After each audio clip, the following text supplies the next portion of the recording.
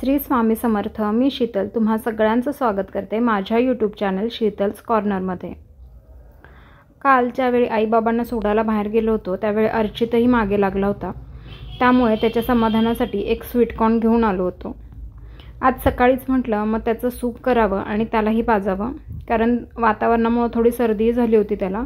So स्वीटकॉर्नच्या सूपमुळे थोडंसं बरंही वाटतं आणि टेस्टीही असतं हे सूप. तर सगळ्यात अगोदर कुकरला 2 शिट्ट्या देऊन शिजवून घेतलं. भातासोबतच लावलं होतं शिजवायला. त्यानंतर याचे दाणे काढायला घेतले, पण हे फार गरम होतं त्यामुळे दाणे व्यवस्थित काढता येत नव्हते. खरं तर ज्यावेळी प्री-प्लॅन करून ज्यावेळी मी सूप बनवते त्यावेळी ऑलरेडी मी दाणे काढते आणि मग एका भांड्यात घालून ते शिजवते. पण कुकर लावताना अचानकच लक्षात आलं की काल आपण स्वीटकॉर्न घेऊन आलो आहे, म्हणून मग काही गडबडीत जस्ट सोललं आणि कुकरला लावलं. आणि ज्यावेळी मी हे दाणे काढत होते तर अर्चितची फार गडबड सुरू होती की पटकन दे मला, आणि मी त्याला अजून असे कॉर्नचे दाणे देत नाही, कारण जर चुकून अडकले घशात, कारण तो व्यवस्थित अजून चावून खात नाही, तर मग भीती वाटते. त्यामुळे मग म्हटलं आता पटकन चिरून घ्यावं आणि सूप बनवावं याचं. मग छान उकडले होते त्यामुळे मग पटकन चिरले गेले. मग सगळे कॉर्न काढून घेतले. त्यातले थोडेसे कॉर्न मी एका प्लेटमध्ये ठेवले होते, कारण सूप करताना त्याच्यामध्ये जर थोडेसे अख्खे कॉर्न टाकले तर ते छान लागतात. मग ते सगळे कॉर्न एका मिक्सरच्या भांड्यामध्ये घेऊन मिक्सरला छान फिरवून घेतलं. मिक्सरला फिरवून झाल्यावरती एका गाळणीमध्ये ते छान गाळून घेतलं.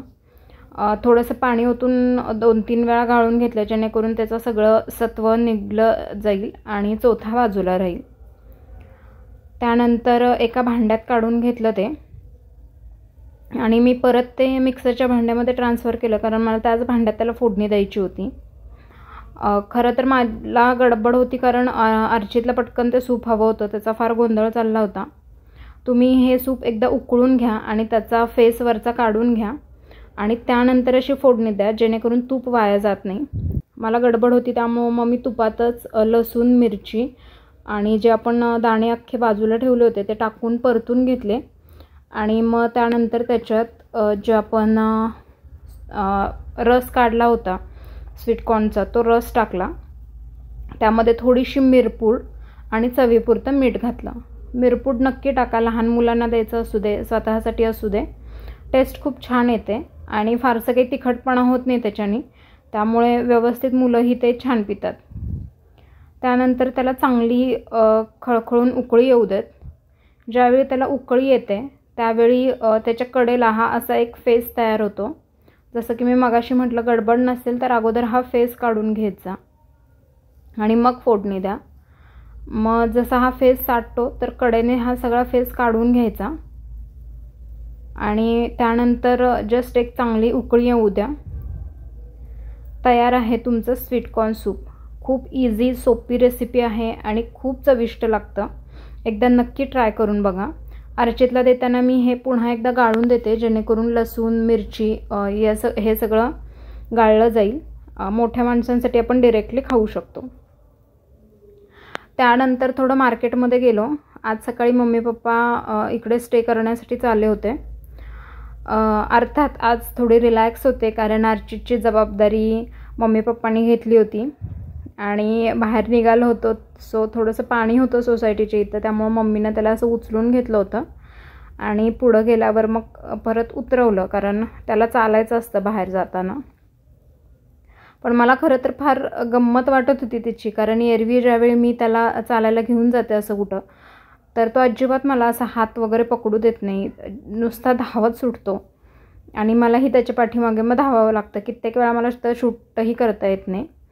पण मी आज रिलॅक्स होते, कारण तो त्याच्या आजोबांसोबत होता आणि विशेष म्हणजे मम्मीचा व्यवस्थित हात पकडून तो चालत होता. अजिबात धावत नव्हता, घाई गडबड करत नव्हता.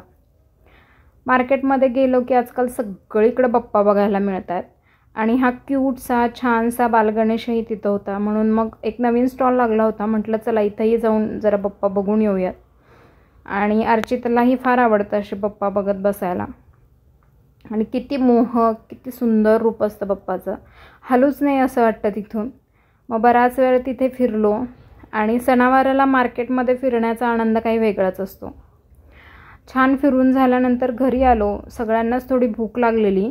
मग असा शिरा बनवला. आल्यावर टी व्ही लावल्यावर कालच्या ब्लॉगमध्ये मम्मी पप्पा अर्चित यांचंही थोडंसं शूट होतं, तर अर्चितला तेच बघायचं होतं. मम्मी असं हे लावून ठेवलं होतं. छान नाश्ता करत करत सगळ्यांनी ते शूट बघितलं. बाप्पाच्या डेकोरेशनसाठी यांनी अशा पाईप्स आणल्या होत्या. सो त्यांचं सुरू होतं ते मापात कट करणं आणि हे सगळं. मग संध्याकाळच्या स्वयंपाकाची तयारी सुरू केली. तर मम्मी म्हटली की थांब मी तुला दुधी भोपळ्याचं भरीत बनवते. तर खरं तर मी हे पूर्वी कधीच खाल्लं नव्हतं, रादर मी कधी ऐकलंही नव्हतं. सो म्हटलं ठीक आहे बनव, बघूयात एकदा कसं लागतं आहे. कारण हे तसंही दुधी भोपळा खात नाहीत आणि आमच्यात जनरली दुधी भोपळा आणला की तो बरेच दिवस तसाच असतो आणि मग 2-3 दिवसांनी शेवटी कशी तरी त्याची भाजी होते. सो मग म्हटलं ठीक आहे चल दाखव, जर चांगलं लागलं तर अजून एक रेसिपी मलाही शिकायला मिळेल. आणि माझ्या एक्सपेक्टेशनपेक्षा याची चव इतकी सुंदर होती. आणि सगळ्यात महत्त्वाचं म्हणजे भरीत बनवताना आपण एक तर गॅसवर वांगं किंवा दुधी भोपळा भाजतो, पण आजकाल असं म्हणतात की गॅसवर भाजू नये, ज्याच्याने रोग वगैरे आजार होऊ शकतात. तर तिने ही खूप छान वेगळ्या पद्धतीने बनवलं होतं, ज्यामुळे आपल्याला भाजायची गरज नव्हती. तर तिनं सगळ्यात अगोदर साली काढून घेतल्या आणि फोडी केल्या दुधी भोपळ्याच्या आणि त्या फोडी शिजवून घेतल्या गॅसवरती. त्यानंतर एक कांदा चिरून घेतला आणि 10-12 लसूण पाकळ्या अशा पद्धतीने ठेचून घेतल्या तिने.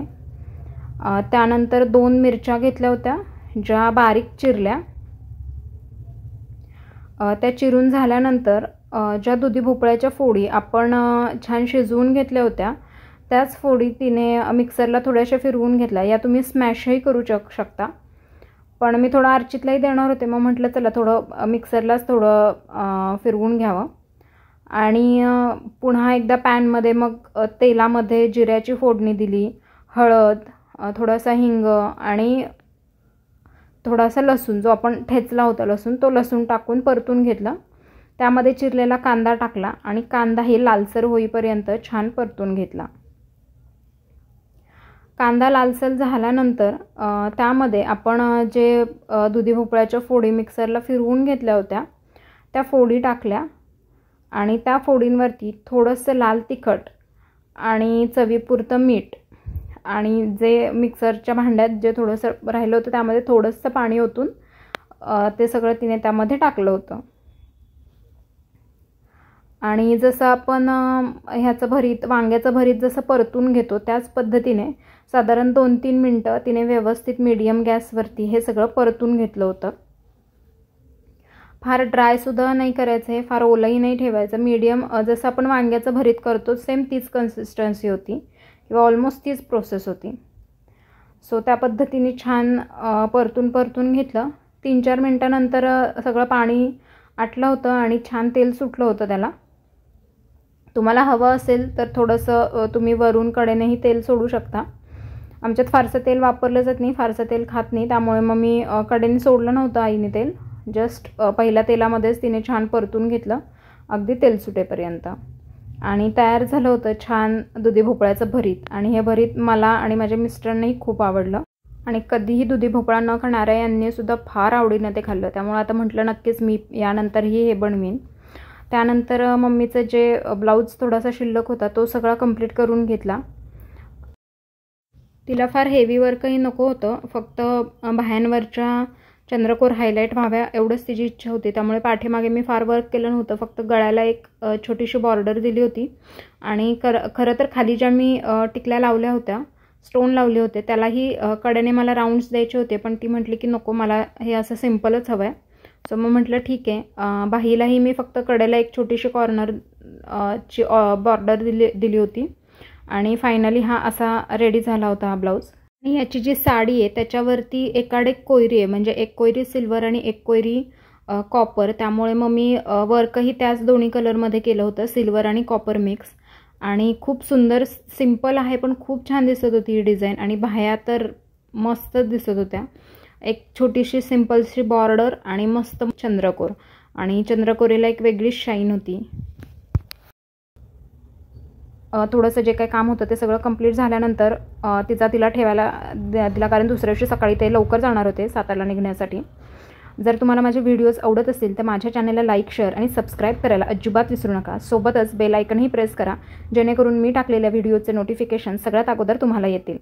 So please like, share and subscribe my channel.